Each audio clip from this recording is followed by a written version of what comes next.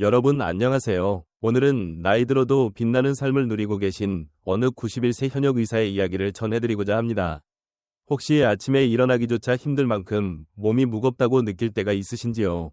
손주들과 뛰놀고 싶어도 관절이 쑤시고 마음처럼 몸이 따라주지 않아 답답했던 적이 있으신지요?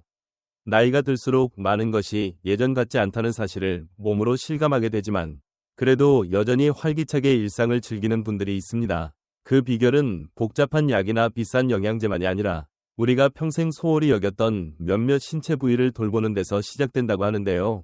오늘 함께 나눌 내용은 바로 이 91세 의사가 강조하는 건강 비밀 부위 4곳과 하루 5분 의 관리만으로도 달라질 수 있는 기적 같은 변화를 담고 있습니다.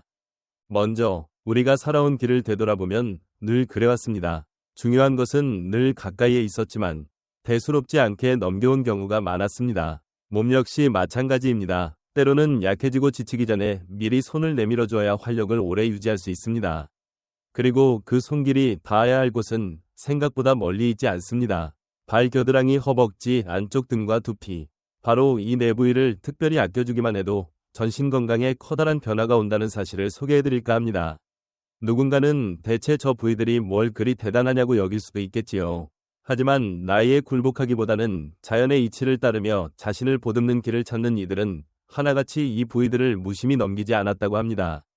옛말에 물은 구부러지면 흐르고 바람은 막히면 돌아간다는 이야기가 있습니다. 인체 역시 마찬가지로 막히지 않고 순환하는 것이 중요합니다. 발은 하루에도 수천 걸음을 책임지는 우리의 뿌리와 같습니다. 겨드랑이는 해독과 면역의 숨겨진 통로입니다.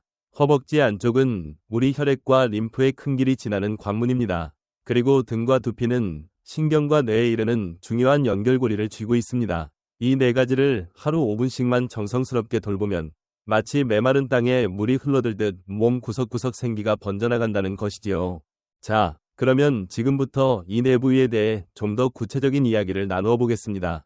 첫 번째로, 발에 대한 이야기를 빼놓고 건강을 논하기란 쉽지 않습니다. 발은 단순히 우리를 이곳저곳으로 옮겨주는 역할만 하는 것이 아니라 온몸의 혈액순환을 보조해주고 각종 신경과 연결되어 있기도 합니다. 만일 발에 굳은 살이 심하고 발가락 사이에 염증이 생겨 통증이 있다면 그 여파가 무릎이나 허리뿐만 아니라 수면의 질에도 영향을 주게 됩니다.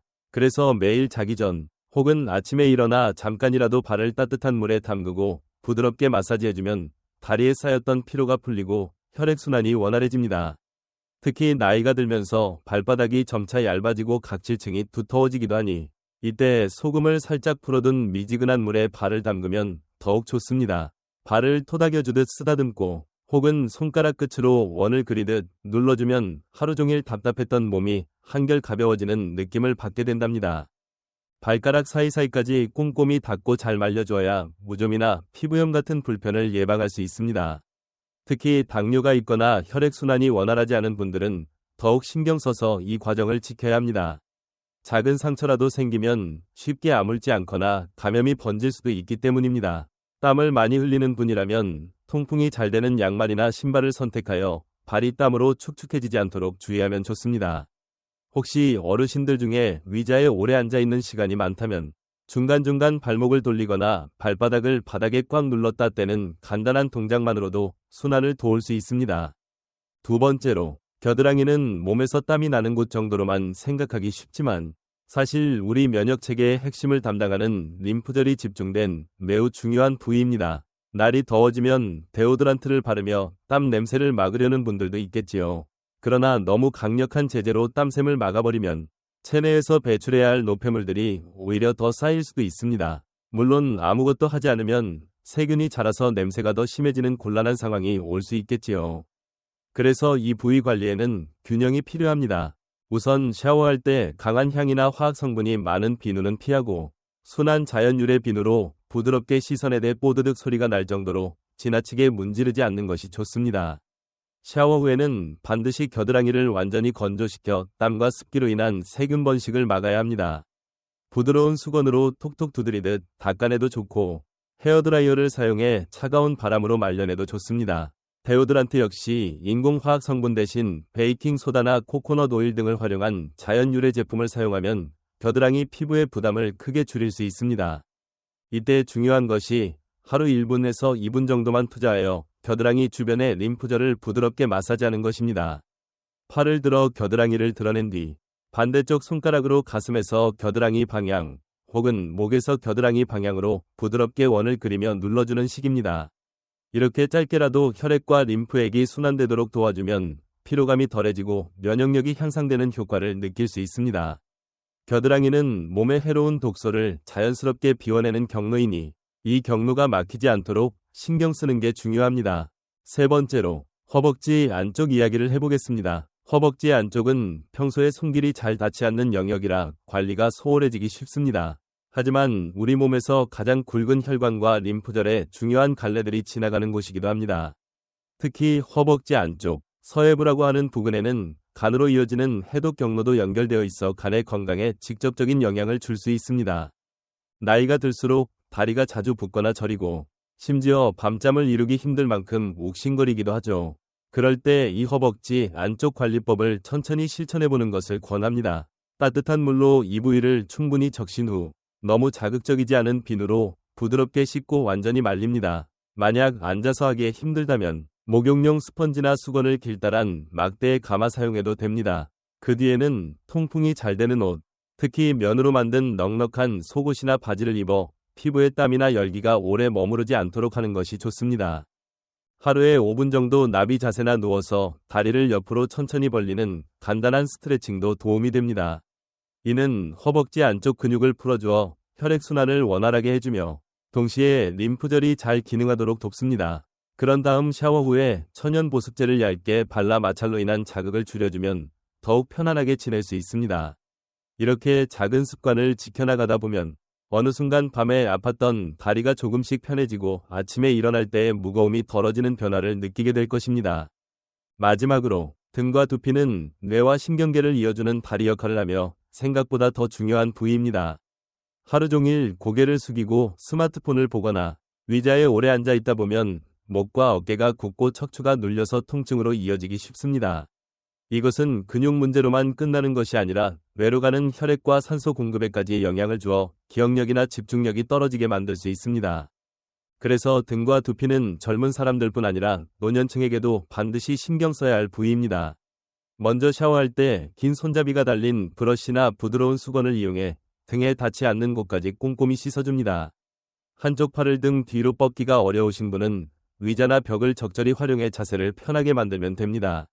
미지근한 물에서 부드럽게 문지르면 혈액순환이 개선되고 굳은 근육이 풀리면서 뻐근함이 훨씬 덜어지는 것을 느낄 수 있습니다. 두피 또한 가볍게 손가락으로 원을 그리며 눌러주면 뇌를 향해 혈액이 공급되는 통로가 조금씩 활짝 열리는 느낌을 받게 됩니다.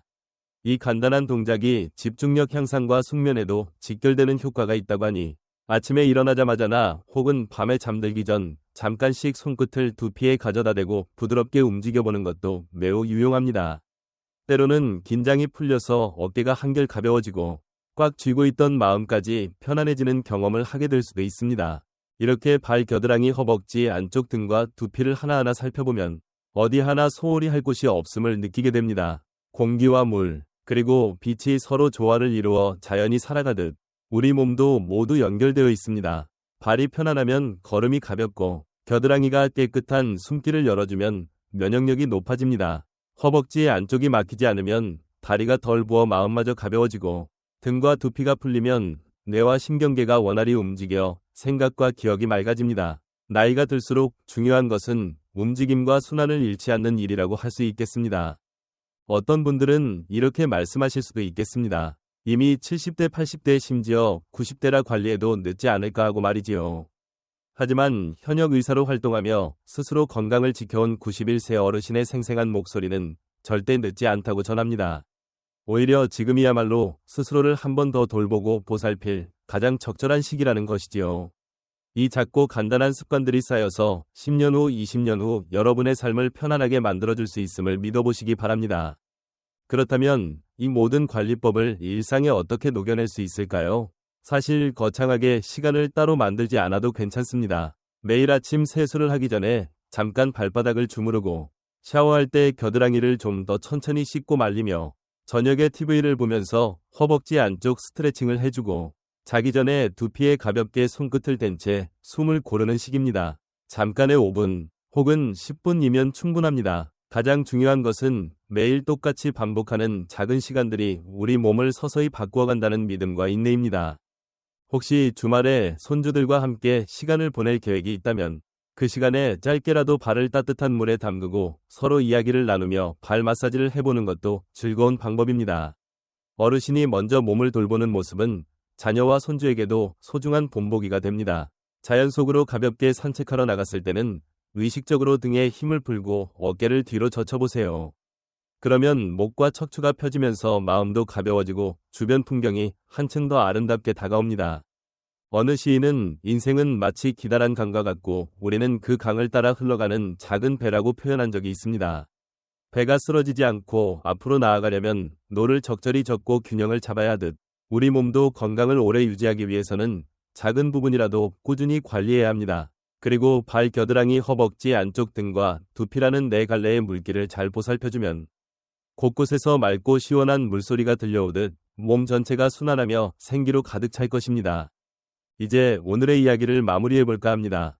혹시나 마음 한구석에 나도 좀 더 활기차게 살 수 있을까 하는 바람이 자리하고 있었다면 작은 실천부터 시작해보시기를 권해드립니다. 매일 5분, 이 시간이 여러분의 내일을 크게 바꿀 수도 있습니다. 몸은 정직하다고들 합니다. 정성껏 돌봐주면 어느 순간 고맙다고 반응을 보여주고 무심히 방치하면 언젠가는 고장 신호를 보내기 마련입니다. 여러분의 소중한 몸이 오늘도 내일도 오랫동안 건강한 길을 갈 수 있도록 누군가의 말이 아닌 바로 여러분 자신의 손끝으로 작은 변화를 시도해보시면 어떨까요? 오늘 함께 나눈 이야기가 도움이 되셨다면, 그리고 혹시 건강에 대해 더 나누고 싶은 마음이 드신다면 이곳에 소중한 의견을 남겨주시기를 바랍니다. 서로의 경험과 생각을 나누면 훨씬 더 풍요로운 시간이 되리라 믿습니다. 더 많은 이야기를 계속 나누고자 하신다면 좋아요와 구독으로 앞으로도 함께 동행해 주시면 감사하겠습니다. 언제든 마음 가는 대로 댓글에 이야기를 풀어주시고 궁금한 점이 있으시다면 편안히 물어봐 주세요. 건강한 삶을 지켜나가는 길에 늘 여러분과 함께하고 싶습니다. 지금까지 전해드린 91세 현역 의사의 건강 비밀 부위 4곳 이야기, 그리고 하루 5분의 기적같은 습관에 대한 내용이 여러분께 의미 있는 도움이 되기를 바라며 이만 인사드립니다. 언제 어디서나 작은 습관들이 여러분을 지켜주기를 바라겠습니다. 늘 건강하고 평온한 하루 보내시길 바랍니다.